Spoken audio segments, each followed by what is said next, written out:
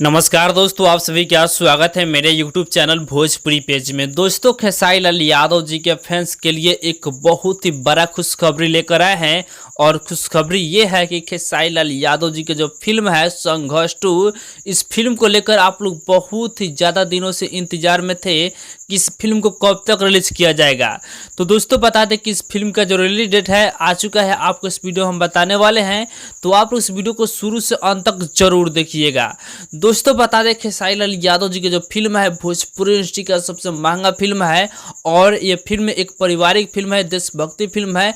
इस फिल्म को अपने परिवार के साथ देख सकते हैं। दोस्तों, बता दें कि इस फिल्म को 25 अगस्त को ऑल इंडिया में रिलीज किया जा रहा है और ये फिल्म बहुत ही शानदार फिल्म है और इस फिल्म पे बहुत ही ज़्यादा भोजपुरी इंडस्ट्री के जितने भी लोग हैं, डायरेक्टर, प्रोड्यूसर, हीरो, सारे लोग को बहुत ही ज़्यादा इस फिल्म पे उम्मीदें भी हैं, जो कि इस फिल्म को 25 अगस्त को रिलीज किया जा रहा है। तो आप लोग तैयार रहिएगा, आप सबके नज़दीकी सिनेमा हॉल में इस फिल्म को रिलीज किया जाएगा और इस फिल्म को इतना ज़्यादा प्यार दीजिएगा, इतना ज़्यादा प्यार दीजिएगा ताकि भोजपुरी इंडस्ट्री में एक इतिहास बन जाए जी।